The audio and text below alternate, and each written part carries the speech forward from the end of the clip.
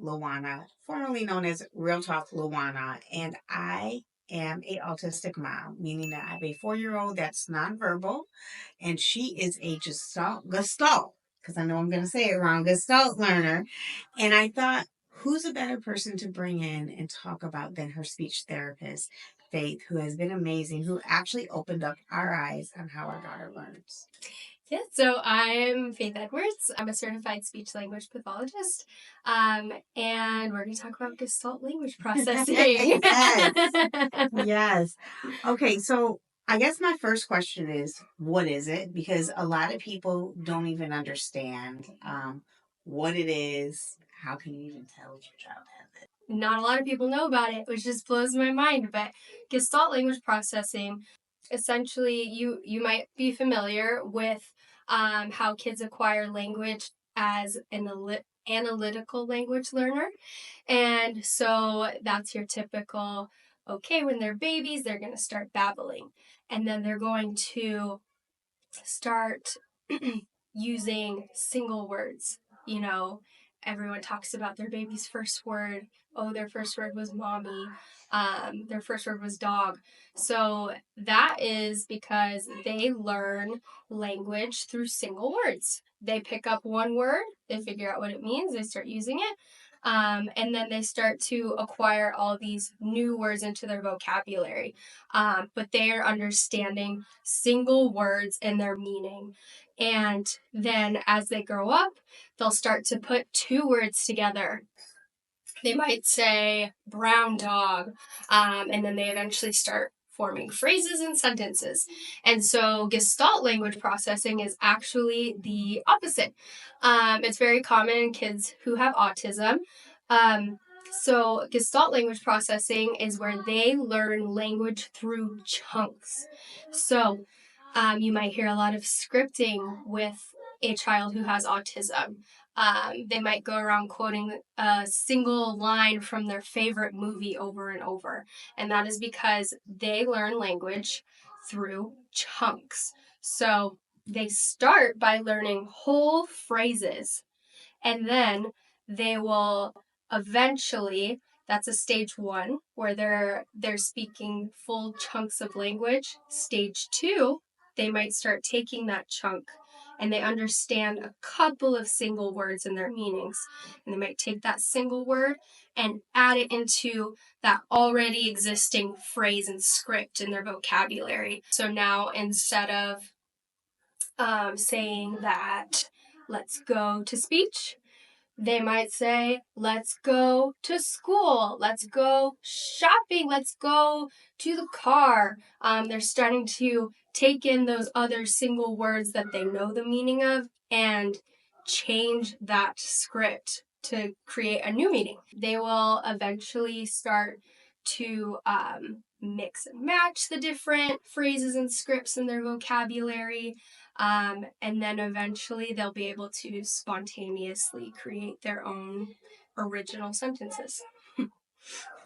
Awesome. Okay, so what makes you, I guess I wouldn't say an expert because you've been doing this for a few years, but how were you able to pick up on my daughter per se? Because Layla has probably gone through, well, she's been in speech since before she was 2, number 1, and she's 4 years old going on 5. So she's been in speech for a while. And then as well, she's been in about 5 speech therapists here, and nobody was able to bring this to us about letting us know that the reason that her language is not developing, and that even though you may walk in and hear her singing, you may think she's verbal, but she's actually still not verbal because she's not communicating functionally. She's not using it functionally, or she'll just repeat a word. So with Layla specifically, and these are some of kind of the red flags you might say for figuring out that a child is a Gestalt language learner and not an analytical learner. She used a lot of scripts, lots and lots of scripts. And then she labeled a lot. She's able to label things, but I noticed she wasn't necessarily creating her own spontaneous phrases. They were very much scripted. She's heard them before. And another thing that told me she was a Gestalt learner was, so for example, she had a speech and language goal of answering yes/no questions. So I would hold up a little toy box that she enjoys playing with, and it was the number 8. And I would say, "Is this number 5?" And she knew the word yes. She doesn't know the word no. But she doesn't know the word no. So yes is almost like a script for her. She doesn't understand the single word meanings of yes, no. So she would always respond yes, but then she was able to tell me, yes, 8. So in that instance, we would typically expect a child to say, no, that's an 8. Because I had asked if it was a 5. So we would say, no, that's an 8. And she'd say, yes, 8. So she's one of the things that I pick up as her mother. She does so much memorization because she's in ABA, and they're not really focusing on the language. They're just focusing on learning the program, which allows Layla to memorize. So, for instance, my daughter still doesn't answer to her name, as hint to me yelling her name across the room. And I don't even know why I yell her name across the room because she still doesn't answer to it. But, I guess it's just a natural thing. Like, Layla, come over here. But then when they work a program, like they have a program on here about what's her name, and she'll go to it and say Layla on the device. But she really doesn't understand that her name is Layla. Yes. She's memorizing everything, but she's not functionally communicating. Mm-hmm. Yes, so she's memorizing and she's repeating what she's heard, but she doesn't necessarily understand. No spontaneous language, and so she's not necessarily understanding the meaning of Layla. My name is Layla. Mm-hmm. I think one of the other things that parents don't know, so I want to we'll get into in a little bit about the signs and what you can do at home, because let's be honest, not everybody can get speech therapy or have somebody. And believe me, I'm going to just say this, is that sometimes you have to go through a lot of speech therapists before you get one that actually listens, because I know even with our situation, we've been through a lot of them.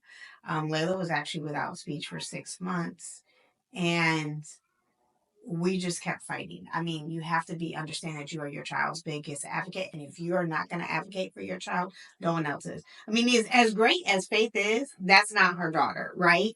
So it's a different scenario when it's your child. You have to be, as hard as it gets, you have to advocate. So when I asked for one of these when Layla was 2, because I did my research. See, I actually knew my child let's just put a hunch that Layla was autistic before she was 1, but I didn't want to be right, and I didn't want to deal with all the backlash from, you deal with everybody around, right? So when we finally had her getting, into early intervention, I looked up about these devices. Now, everybody was kind of pushed back because, if she has a device, she's not going to talk, right? She'll never talk, right? So they didn't give me a device, of course, and it wasn't until I got here and Danielle, who did the evaluation, I said, Danielle, I need the device. Like, that's what I need, because I need Layla to be able to communicate. So as a parent with a child that's nonverbal, the biggest thing is my daughter can't tell me when she's sick. My daughter can't tell me when she's hurt. You know what I'm saying? She can't tell me somebody hurts her. And as a parent, it destroys you, because she's 4 years old. She should be able to tell me these things. It's like I have a 1-year-old at home, even though she's in a 4-year-old body.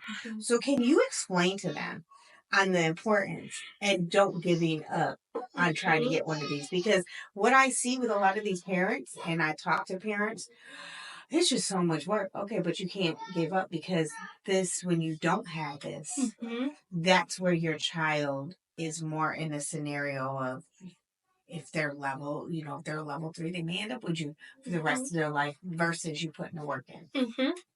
Yeah, so the device is so important. So important.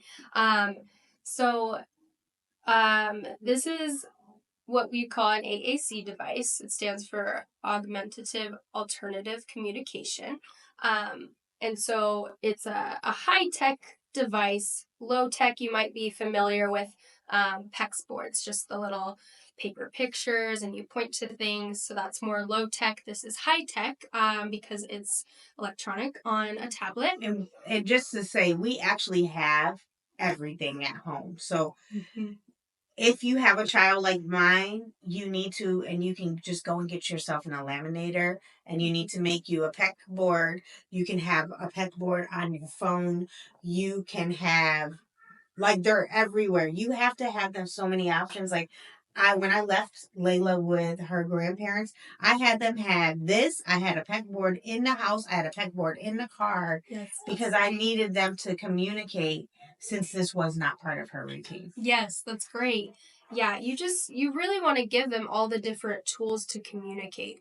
And you really want to respect just their autonomy as a child with autism, because I've had kids who can talk verbally, but they prefer to use devices, and that's totally okay. Let's go to people. To people, you will see that there's me as mom, dad, my husband, and her sister. Her daily routine, the people she sees every day, it's totally okay to add more people. It's just dependent on the child. Yeah, Layla gets overwhelmed. Yes. Yeah. So it's really great to customize it to your child. Because, there's generic boards, but until you really customize it, it might not be functional for your child. Even I know you have the foods she likes. Eat. It says eat. And so at first, if you just, download a generic board, it'll have all these different foods. And for Layla, that's not really functional because she only eats a few foods. So you wanted to add the different foods that she eats so that when she's requesting what she wants to eat, they're already right there for her. So I'm going to give you an example. So when we go to breakfast, right? Layla eats about 5 things. Now, one of the things that we've done for our board, and this is also with the guidance of Faith, is that what we did is we even put things that she used to eat that she doesn't eat anymore to see if she'll request it, right?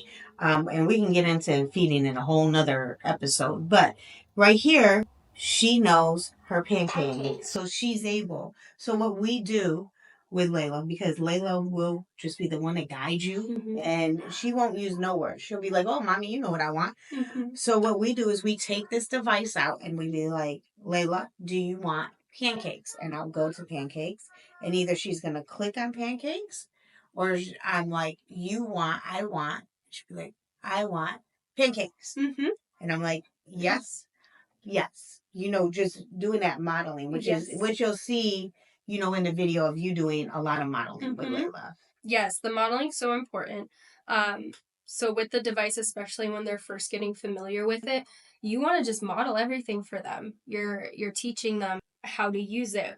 So, giving her the options.